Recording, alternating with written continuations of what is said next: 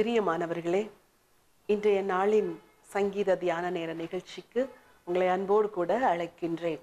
இந்த சங்கீத தியானம் உங்களுக்கு பெருத்த ஆசீர்வாதமாய் இருக்கிறது என்று ஆண்டவருக்குள் நான் நம்புகின்றேன். தொடர்ந்து நீங்கள் வேத வசனங்களை இப்படியாய் கற்றுக்கொள்ளும் பொழுது நிச்சயமாகவே உங்கள் வாழ்வில் இந்த வசனங்கள் கிரியை செய்யும், உங்கள் ஆத்துமாவில் மறுரூபம் உண்டாகும். இந்த சங்கீத தியான நேர நிகழ்ச்சியை நீங்கள் அநேகருக்கு அறிமுகப்படுத்துங்கள். நம்முடைய பைபிள் டிவியின் எல்லா விதமான காரியங்களையும் நீங்கள் மற்றவர்களுக்கு அறிமுகப்படுத்தி வசனத்தில் அவர்கள் வளருவதற்கு அவர்களுக்கு உதவி செய்யுங்கள். இன்றைக்கும் நம்முடைய தியானத்திற்காக சங்கீதங்களின் புத்தகம் 30ஆம் அதிகாரத்திற்கு உங்கள் வேதத்தை திருப்பிக் கொள்ளுங்கள். சங்கீதம் 30ஆம் அதிகாரம் கிரகப்பிரதிஷ்டையின் பாட்டாகிய சங்கீதம் என்று தலைப்பிடப்பட்டிருக்கிறது. தாவீது ராஜாவாக மாறின பின்பு, ராஜாவாக அரியணை ஏறின பின்பு ஆண்டவர் அவருக்கு அநேக காரியங்களை அனுகூலம் செய்தார். தாவீது தனக்கு வீடு கட்டினார் என்று வேதம் சொல்லுகிறது. 2 சாமுவேல் 7ஆம் அதிகாரம் 1வது வசனம், 2 சாமுவேல் 5ஆம் அதிகாரம் 11வது வசனமும் இப்படி சொல்லுகின்றது. 2 சாமுவேல் 7:1 தன்னுடைய சத்துருக்கள் எல்லாருடைய கையில் நின்றும் கர்த்தர் அவரை நீக்கி விடுதலையாக்கி தாவீது தன்னுடைய வீட்டில் குடியிருக்கும் பொழுது என்று நாம் வாசிக்கின்றோம். ஆண்டவர் தாவீதுக்கு ஒரு யுத்த காலத்தை வைத்திருந்தார், அதே நேரத்தில் ஒரு இளைப்பாறும் காலத்தையும் வைத்திருந்தார். உங்கள் வாழ்வில் கூட எத்தனையோ யுத்தங்களையும் பிரச்சனைகளையும் நீங்கள் சந்தித்திருக்கலாம். உங்களுக்கும் ஒரு இளைப்பாறுதலின் காலம் உண்டு. உங்களையும் உங்கள் சொந்த கூடாரங்களில் குடியிருக்க வைத்து தேவன் உங்களை இளைப்பாறுவார். அந்த நம்பிக்கையோடு இன்றைக்கு இந்த சங்கீதத்தை நாம் தியானிக்கலாம். 12 வசனங்கள் உள்ள இந்த சங்கீதத்தை நம்முடைய தியானத்திற்காக நான் 3 பகுதிகளாக பிரிக்க விரும்புகின்றேன். முதல் 4 வசனங்களும் தன் ஜெபத்தை கேட்ட தேவனுக்கு தாவீது செய்த ஸ்தோத்திரம் என்று நாம் அழைக்கலாம். 5வது வசனமும் 6வது வசனமும் கர்த்தருடைய கோபம், தயவு இவைகளை குறித்த வெளிப்பாடை தாவீது பெற்றுக்கொண்டதை அங்கே நாம் பார்க்கின்றோம். அந்த வெளிப்பாடை பரிசுத்தவான்களுக்கு அவர் சாட்சியாக எழுதுகின்றார். ஆகவே 5, 6 வசனங்கள் தேவ கோபத்தையும் அவருடைய தயவையும் குறித்து நம்மோடு கூட பேசுகின்றது. 8வது வசனத்திலிருந்து 12வது வசனம் வரைக்கும் தேவன் கோபம் கொண்டாலும் ஜெபம் காரியங்களை மாற்றும் என்ற தாவீதின் உறுதியை அந்த வசனங்களில் நாம் பார்க்கின்றோம்.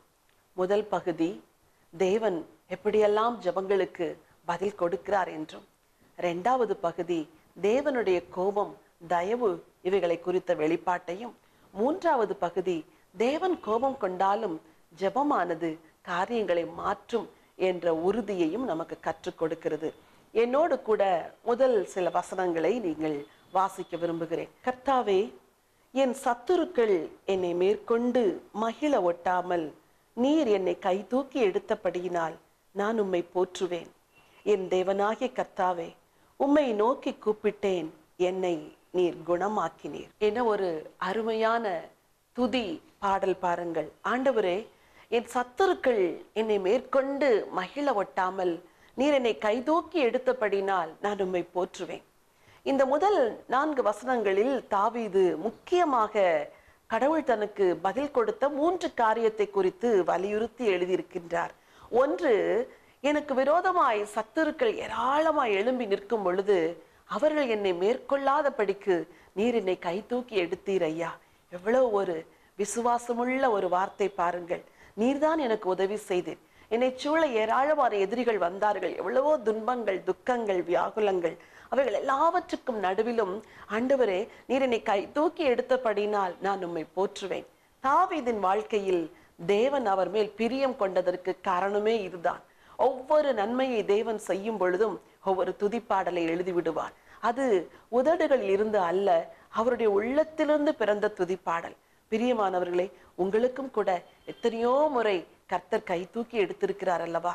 ஆகவே நீங்களும் ஆண்டவரை துதிக்க வேண்டியது அவசியமாயிருக்கின்றது. அடுத்த வசனம் இப்படியாய் சொல்லுகின்றது, நான் உம்மை நோக்கி கூப்பிட்டேன், நீர் என்னை குணமாக்கினீர்.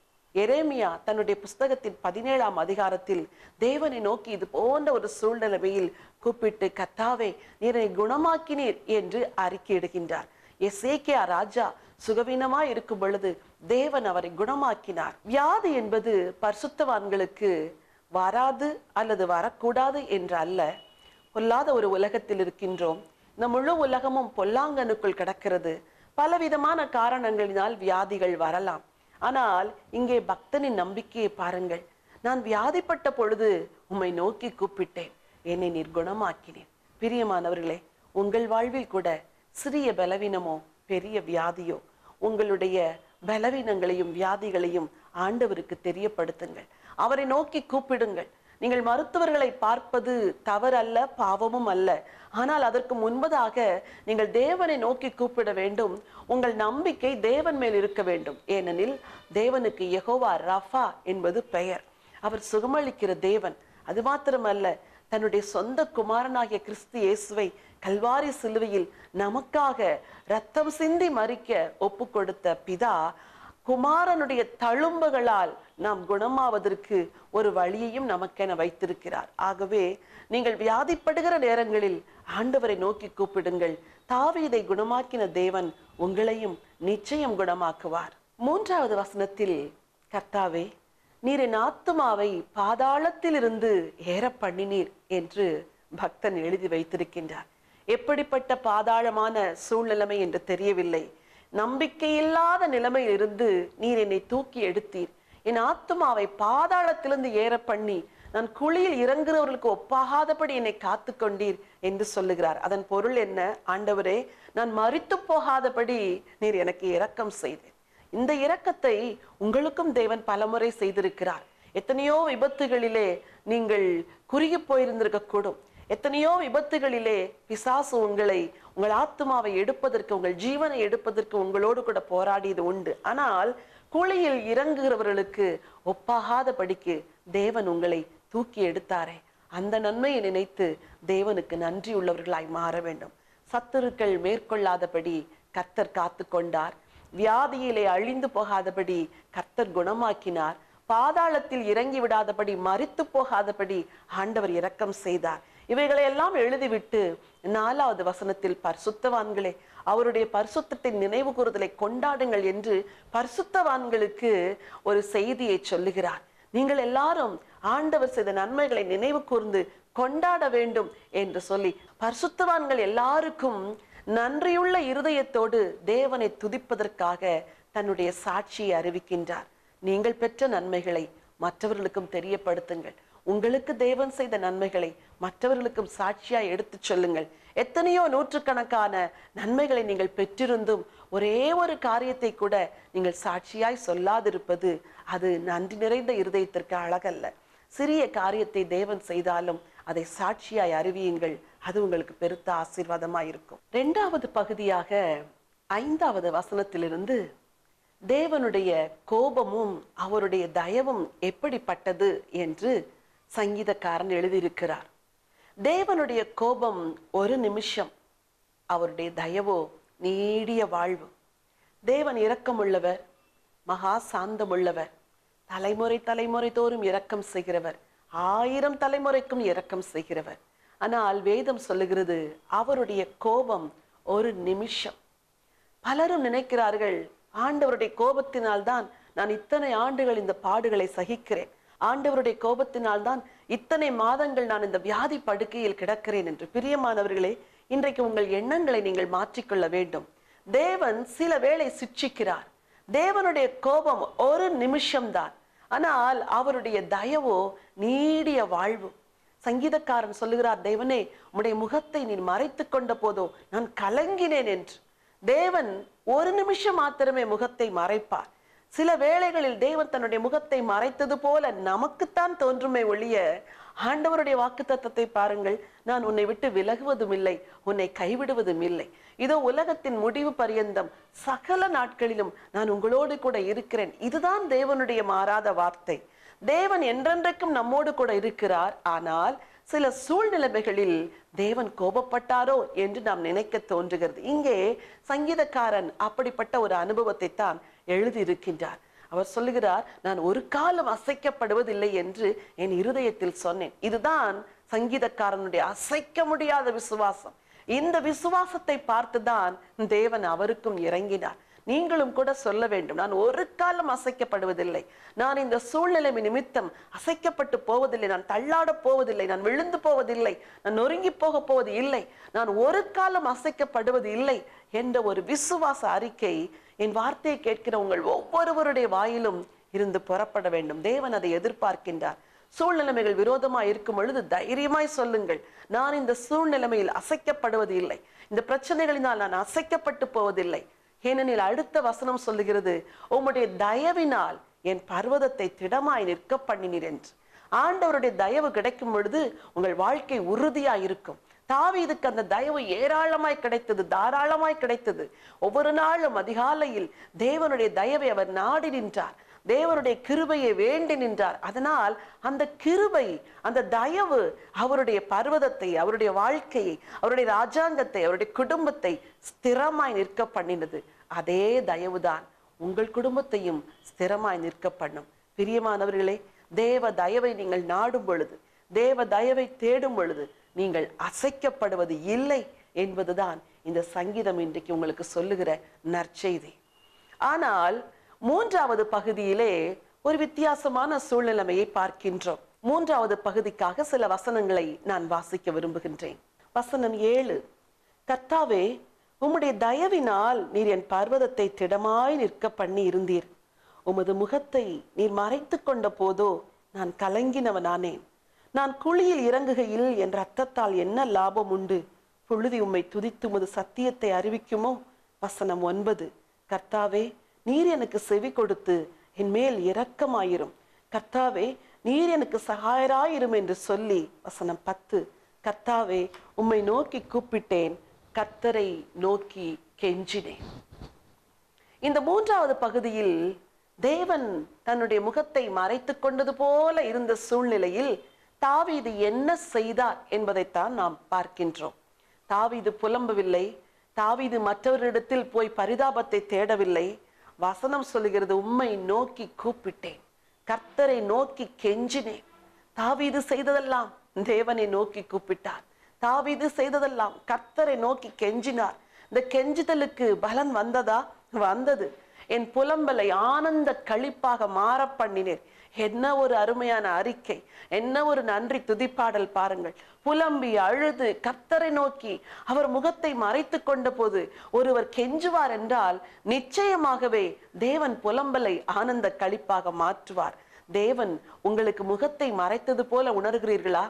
ஆண்டவருடைய வெளிச்சம் உங்கள் கூடாரத்தில் இல்லாததை போல நீங்கள் நினைக்கிறீர்களா?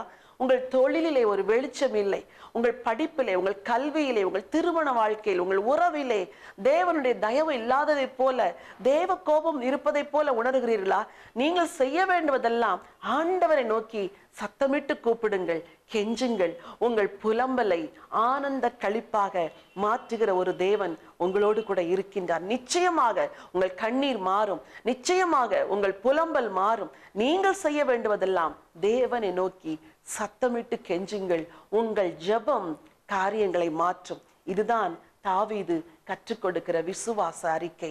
இதுதான் தாவீது கற்றுக் கொடுக்கிற விசுவாச வாழ்வு. என் மகிமை அமர்ந்திராமல் உம்மை கீர்த்தனம் பண்ணும்படியாய் என் ரட்டை களைந்து போட்டு மகிழ்ச்சி என்னும் கட்டினால் என்னை இடை கட்டினீர் என்று சங்கீதக்காரன் சொல்லுகிறார். இதன் பொருள் என்ன? ஆண்டவரே, நீர் முகத்தை மறைத்து கொண்ட பொழுது நான் ரட்டுடுத்தி உபவாசித்து ஜெபம் செய்தேன். மகிமை அமர்ந்திராமல் என்ற வார்த்தைக்கு என்ன பொருள்? எப்பொழுதும் தேவனை மகிமையாய் துதித்து புகழ் பாடிக்கொண்டிருந்த அந்த பக்தனுடைய உதடுகள் தேவன் முகத்தை மறைத்து கொண்ட பொழுது துதிப்பாட முடியாமல் மௌனமாகி போனது. அதைத்தான் இங்கே சொல்லுகிறார். என் மகிமை அமர்ந்திராமல் நான் உம்மை துதிக்கும்படி நீர் என்னை மகிழ்ச்சி என்னும் கட்டினால் இடை கட்டினேன், ரட்டை களைந்து போட்டேன். உபவாசிக்கிறீர்களா? உங்கள் உபவாசத்துக்கு ஒரு பலன் உண்டு. தேவனை நோக்கி புலம்புகிறீர்களா? உங்கள் புலம்பலுக்கு ஒரு பலன் உண்டு. இவைகளெல்லாம் சொல்லி முடித்துவிட்டு, என் தேவனாகி கர்த்தாவே, உம்மை நான் என்றென்றைக்கும் துதிப்பேன் என்று மறுபடியும் தேவனை துதித்து பாடுகிறார். பிரியமானவர்களே, உங்கள் புலம்பல் ஆனந்த களிப்பாக மாறும். உங்கள் வாழ்வில் நீங்கள் தேவன் கோபம் கொண்டாரோ என்று நினைத்தீர்களே, அந்த கோபம் நிமிஷ நேரத்தில் மறைந்து உங்கள் மேல் தேவ தயவு உண்டாகும். கர்த்தரை நோக்கி கூப்பிட்டீர்கள் அல்லவா, தேவன் உங்களை குணமாக்குவார். நம்பிக்கையோடு இந்த நாளை துவங்குங்கள். நம்பிக்கையோடு உங்கள் வாழ்வை நடத்துங்கள். கர்த்தர் உங்களுக்கு சகாயராயிருப்பார். உங்களுக்காக நான் ஜெபிக்கட்டுமா? அன்பின் பரலோக பிதாவே, இரட்சகராகிய இயேசுவின் நாமத்தினாலே உம்முடைய திரு சன்னிதானத்திற்கு நேராய் வருகின்றோம். உம்முடைய வார்த்தைகள் எவ்வளவு ஜீவன் உள்ளது, எவ்வளவு மகிமையானது ஆண்டவரே.